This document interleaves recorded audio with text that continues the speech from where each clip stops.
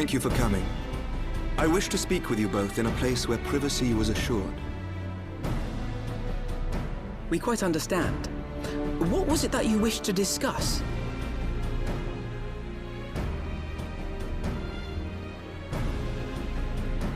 With my father's passing, the seat of the Archbishop lies vacant. And so, in accordance with canon law, I have assumed his responsibilities.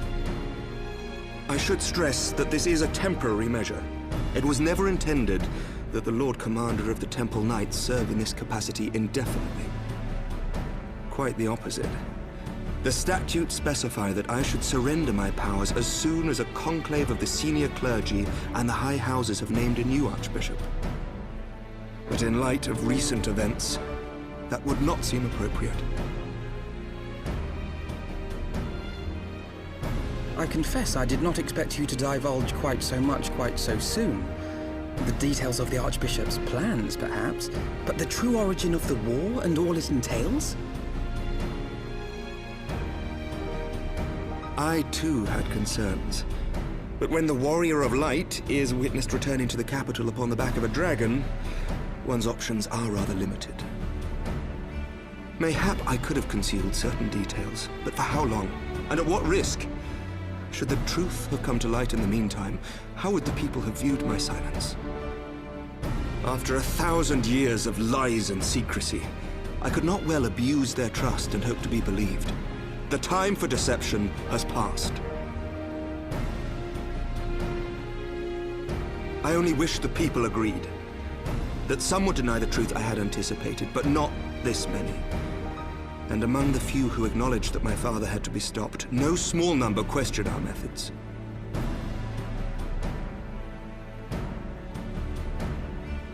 If they suspect a coup, it will not be long before some turn to violence.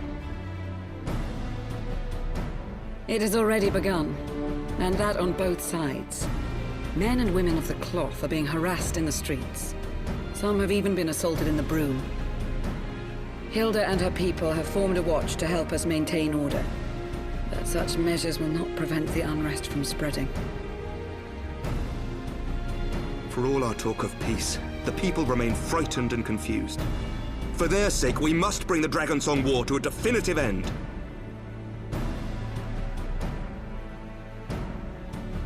And we should be glad to help you, Sir Emmerich.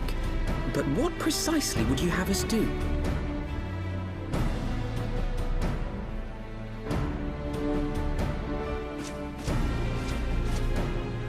We wish to treat with the dragons of Annex Trine. To that end, I would trouble you for an escort and an introduction.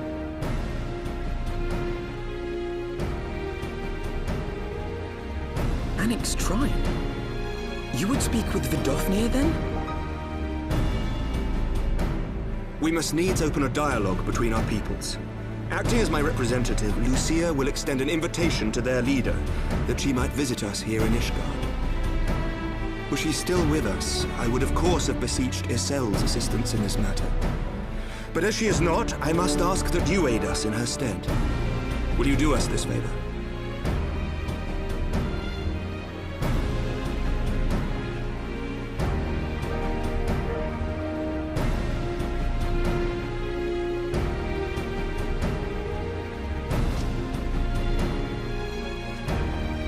Thank you, my friends.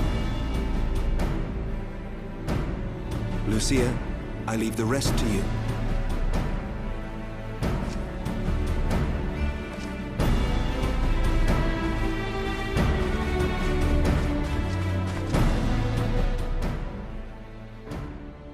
In the wake of the Archbishop's fall, the nation of Ishgard trembled, the faith of her people shaken to its very core.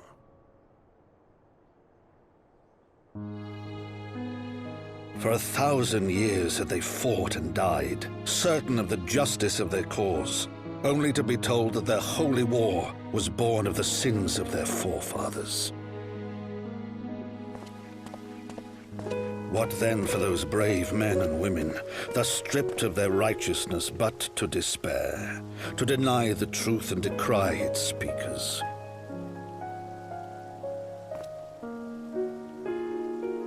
And what then for those whom they defamed but to hope on? To have faith in a brighter tomorrow?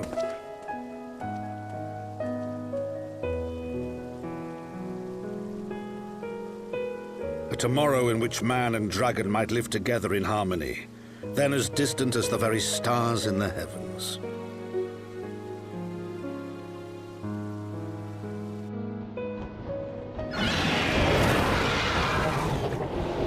Yet while we dared to hope, deep within his lair the enemy lay, gathering his strength.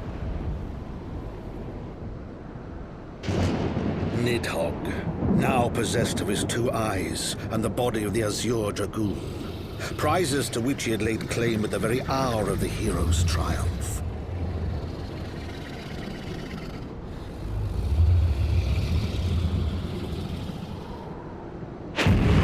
As desperately as we sought the solace of peace, the great worm craved the misery of war. Nor was he alone in his misbegotten desire.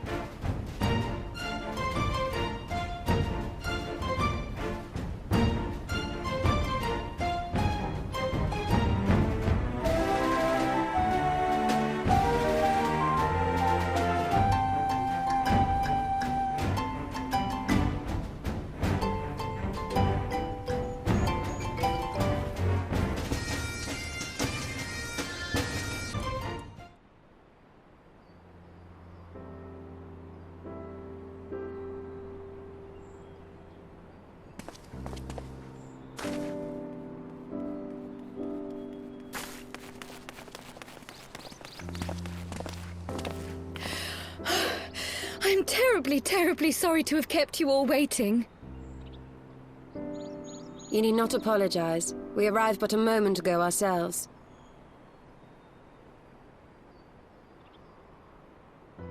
Pray, allow me to introduce Kryle, who has recently come from the Sharlayan motherland. She has generously offered to assist us. Oh, please, think nothing of it. A trip to Eorzea was long overdue. You must be the Warrior of Light. Yes, you certainly do look the part. A pleasure to meet you at last, sir. And who is that I spy but young Alpha No Levieur himself? I dare say someone's grown an ilm or two in my absence. Or are those lifts in your boots?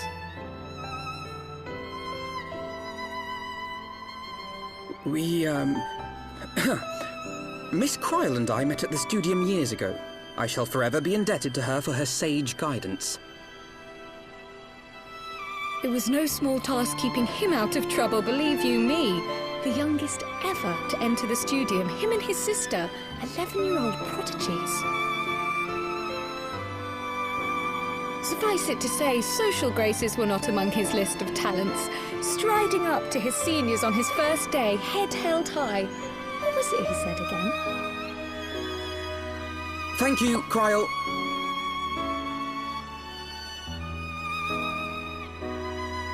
For what? I haven't finished yet. Would you care to attempt a more dexterous deflection?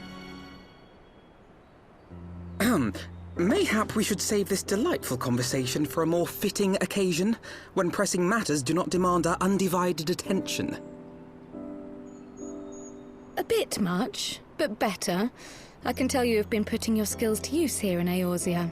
Henceforth, I trust you will dazzle me with your eloquence at the first time of asking.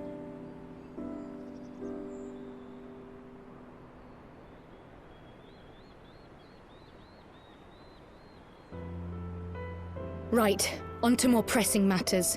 Finding Minfilia and the other missing scions. I gather you have new information to share with us.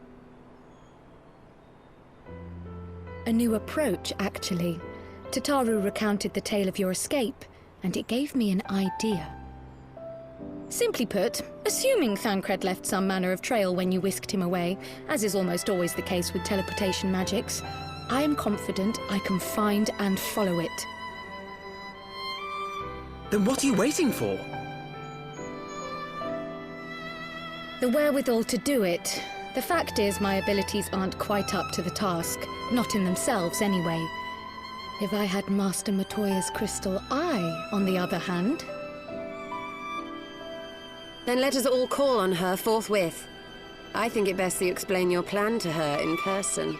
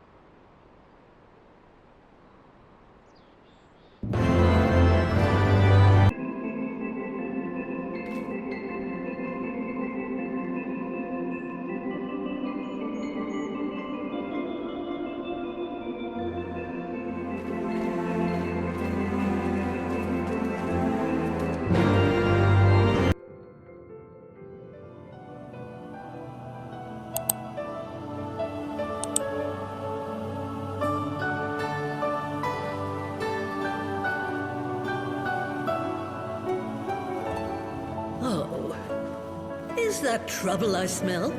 Or did you forget to wipe your boots on the way in?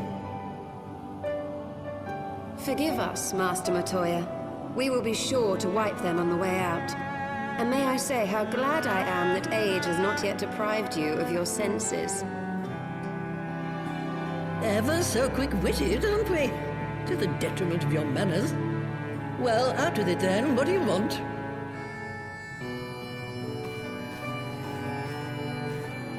Pray, allow me to introduce myself, Master Matoya. I am Kryle, of the students of Baldessian.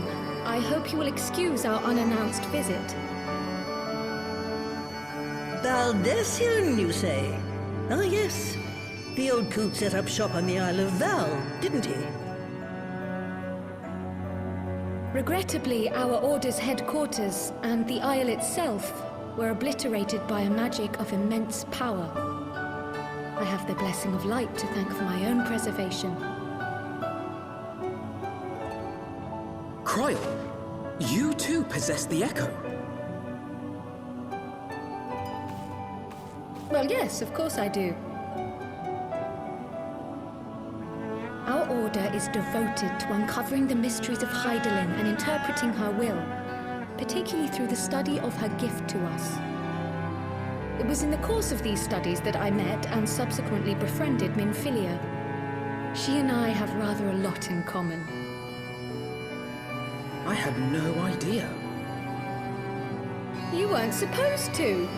Not that I wanted to deceive you, you understand, but precautions had to be taken. Yes, yes, that's all well and good, but you still haven't told me why you're here. The students of Baldessian are gone, and there is naught I can do to change that. But the signs of the Seventh Dawn can yet be restored, and my dear friend found. You have in your possession an ancient crystal of light, one you call your crystal eye. I believe I can use it to focus my abilities and locate one of the missing scions. And there I was, thinking you might want to make use of my years of experience. Oh, wait here.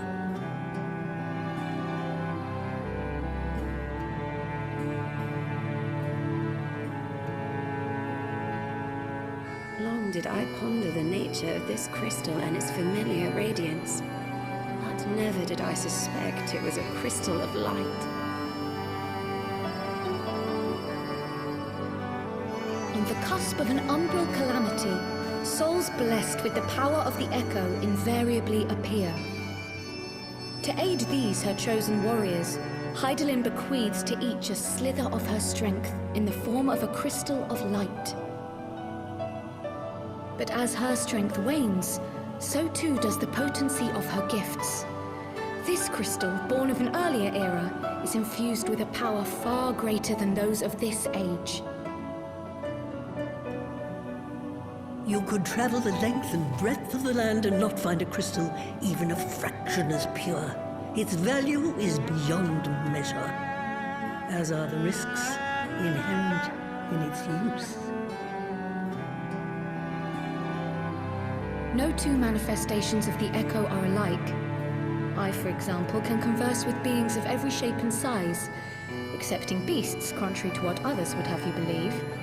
Language has nothing to do with it, of course. Rather, I am sensitive to the whispers of the soul, their intent, their very essence even, the traces of which serve to guide the elementals to Y'shtola. Far-fetched though it may sound, I believe that with your crystal eye, I may be able to pick up where they left off and follow the remaining trail to Thancred. That is, if I have your permission.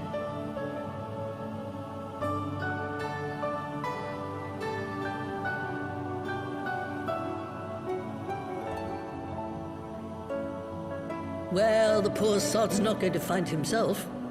So, as long as you don't drop it or take it out of my sight, you may do with it what you will. Thank you, Master Matoya.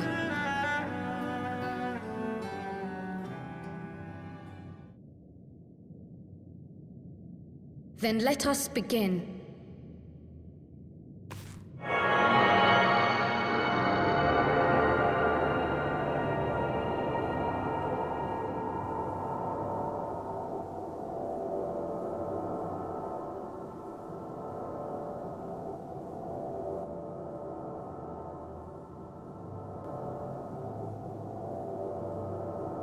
From the Black Shroud, the trail continues to the north and west, towards a mountain, the foot of Som Al. It was a near thing, but he was not deposited within the rock.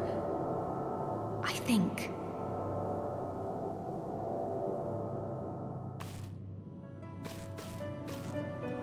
The hunters of Tailfeather know those lands well.